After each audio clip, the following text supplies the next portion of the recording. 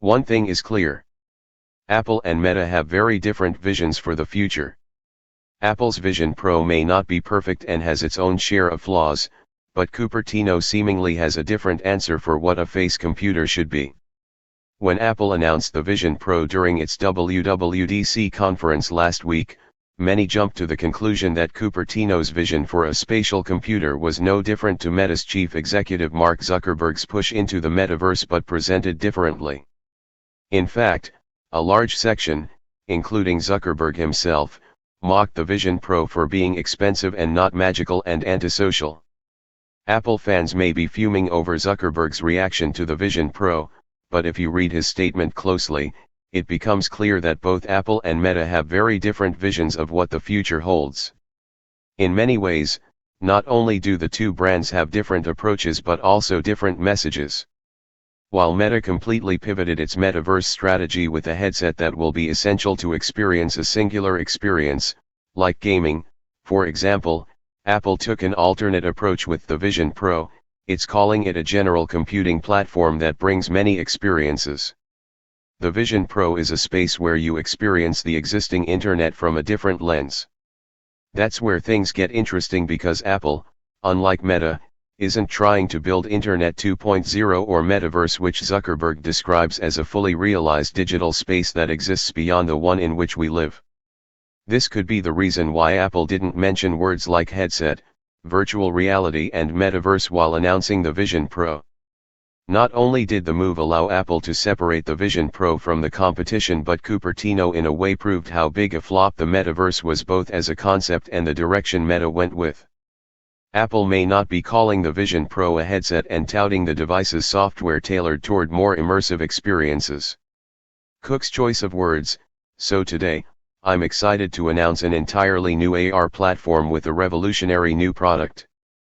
The Apple Vision Pro is a mixed reality headset, similar to Meta's Quest Pro, that combines augmented reality, AR, and virtual reality, so you don't block the real world the way you do with existing VR headsets. Many of the things the Vision Pro is capable of can be done on other headsets, like experiencing movies in 3D. To be honest, the Vision Pro is a computer strapped onto your face like any other headset available on the market. But then, there's a whole other side to augmented realities that requires more than a headset. Apple's idea of the Vision Pro is to place virtual computers into your actual world so that you can experience an app or a program within the space around you. Meta, on the other hand, wants you to live in the computer that's strapped onto your face and be a part of a whole new virtual world. This could perhaps be the biggest problem with Meta's metaverse and the reason why it didn't take off as Zuckerberg hoped it would. The problem lies in the concept itself. Because nobody wants to strap a headset on their face all day and connect and hang out with people in virtual spaces. This is why Apple didn't show equivalents to Meta's Horizon World and Horizon Workrooms at WWDC. As has been the case with most current headsets, people are only putting a face computer for shorter experiences like playing a round of a game or attending a virtual concert for a brief period of time, and switch to a smartphone or a laptop for a majority of tasks. The end experience, to say the least, has been underwhelming. Clunky interface, poor software experience, underwhelming hardware, and lack of must-have apps have all contributed to the lack of headsets over the years. On top of that, headsets, especially those heavily lean on VR, are designed to isolate you from the real world.